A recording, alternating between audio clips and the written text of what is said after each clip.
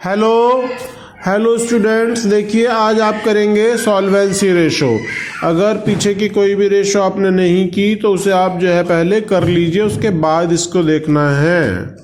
आइए, solvency ratio में date बोलते हैं हम लॉन्ग टर्म डेट को, यानी कि long term borrowing plus long term provision, इन दोनों को मिला के बोलते हैं हम डेट।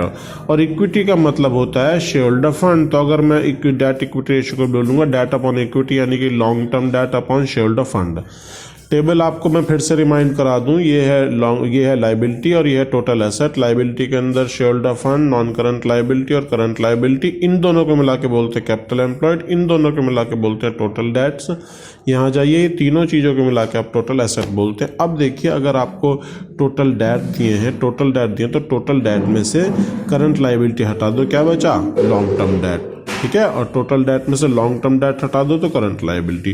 टोटल लाइबिलिटी में से अगर आप ये टोटल डेट माइनस कर दो तो बचेगा शेयरहोल्डर फंड, और टोटल लाइबिलिटी में शेयरहोल्डर फंड हटा दो तो बचेगा टोटल डेट। ठीक है, ऐसे टोटल जहाँ जहाँ टोटल लाइबिलिटी ले रहे हैं वहाँ टोटल एसेट्स भी यूज कर सकते हैं। देखो, टोटल एसेट में से अगर आप टोटल डेट माइनस कर दोगे तो शेयरहोल्डर फंड, टोटल एसेट में शेयरहोल्डर फंड माइनस करोगे टोटल डेट, टोटल एसेट में से अगर शेयरहोल्डर फंड और नॉन करंट लाइबिलिटी दोनों माइनस कर दोगे तो करंट लाइबिलिटी। तो इस तरह से हम बहुत सारे फार्मूलेज में बना सकते हैं, और सारी सॉल्वेंसी रेशो बस सिर्फ इसी से हो रही है। मजे की बात यह है, तो इस पर खूब टाइम खर्च करो। जितना टाइम इसके ऊपर खर्च करेंगे आप, उतना ही आपकी सॉल्वेंसी रेशो मजबूत हो जाएंगी। बिना सम करे भी बहुत कुछ आ जाएगा आपको। देखिए, टोटल एसेट आपको ये दिए हैं, टोटल डेट आपको ये दिए हैं, और करंट लाइबिलिटी आपको ये दिए हैं। अब हमें नहीं पता इससे क्या करना, हमें तो सबसे पहले ये पता चाहिए कि क्या करना क्या है। हमें निकालना है डेट इक्विटी रेशो, यानी कि debt upon equity, long term debt upon shareholder fund. तो लॉन्ग टर्म डेट कैसे निकालना है? लॉन्ग टर्म डेट के लिए हमें क्या दिया है? देखो, इसमें टोटल डेट दिए हैं, यानी कि ये दिया है टोटल डेट 1 लाख, और टोटल डेट में करंट लाइबिलिटी 50 है, यानी कि ये 50 है। तो करंट लाइबिलिटी हटा दो तो क्या बच जाएगा? Long term date. तो 1 लाख में से 50,000 माइनस कर दो तो लॉन्ग टर्म डेट आपके आ गई। ये आपने यहाँ रख दिया लॉन्ग टर्म डेट की जगह। अब दोबारा निकालना हमें क्या? Shareholder fund. शेयरहोल्डर फंड निकालने के लिए आप क्या करेंगे? टोटल एसेट देखो आपको दिए हुए हैं, टोटल एसेट 1,25,000, इसमें से टोटल एसेट में से टोटल डेट हटा दो तो क्या बन जाएगा? शेयरहोल्डर फंड बचेगा। तो टोटल एसेट में से टोटल डेट माइनस कर दो, माइनस कर दिए तो ये शेयरहोल्डर फंड बच गया। काटा हमने 2:1 आ गया आंसर आपका। ठीक है,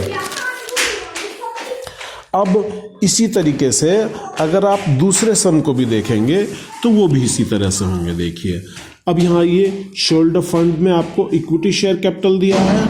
देखिए इधर शेयरहोल्डर फंड में आपको इक्विटी शेयर कैपिटल दिया है, आपको रिजर्व एंड सरप्लस दिया है, 10% डिबेंचर और करंट लाइबिलिटी दी। अभी मुझे बताइए शेयरहोल्डर फंड कैसे निकालेंगे? कैसे होता है शेयरहोल्डर फंड? इस बार इक्विटी शेयर कैपिटल और ये देखिए रिजर्व एंड सरप्लस, दोनों को ऐड कर दीजिए तो आपका आ गया शेयरहोल्डर फंड।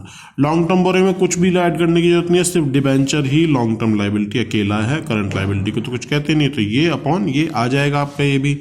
अब इसमें डेट इक्विटी रेशियो देखिए, लॉन्ग टर्म बोरोइंग आपको दिया हुआ है, लॉन्ग टर्म प्रोविजन आपको दिया हुआ है, तो इन दोनों को मिला करके तो आपका बन गया लॉन्ग टर्म डेट।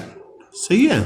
अब आती है बात शेयरहोल्डर फंड की। शेयरहोल्डर फंड में क्या क्या आता है? इक्विटी शेयर और जनरल रिजर्व तो आते आते हैं, इन दोनों को तो ऐड करेंगे।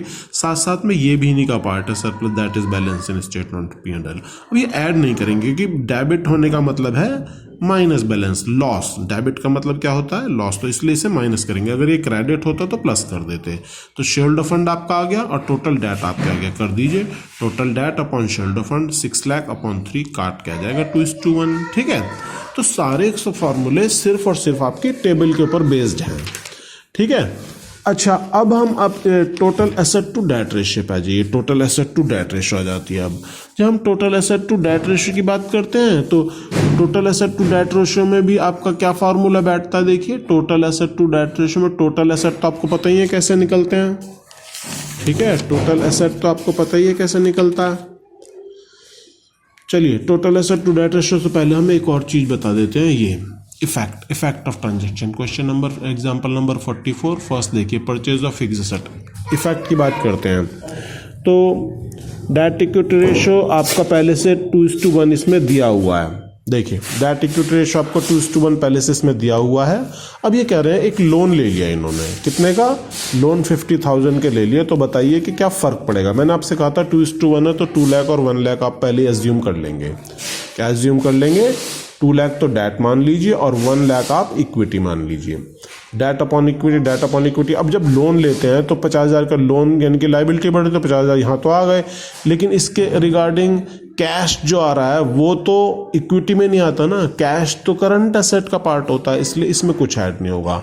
250 अपॉन 1 लाख, देखिए रेशो बढ़ रही है, पहले 2 थी अब 2.1 हो रही है, तो इंक्रीज हो रही है। दूसरा इसमें वो आता है कि सेल ऑफ फिक्स एसेट, आपकी सेल ऑफ फिक्स एसेट कितने की थी वो, देखिए 40 की थी और 5,000 के लॉस पे आप उसे बेच रहे हैं। तो देखिए जो भी प्रॉफिट या लॉस आते हैं वो शेयर होल्डर फंड के किस में आते हैं, रिजर्व एंड सरप्लस के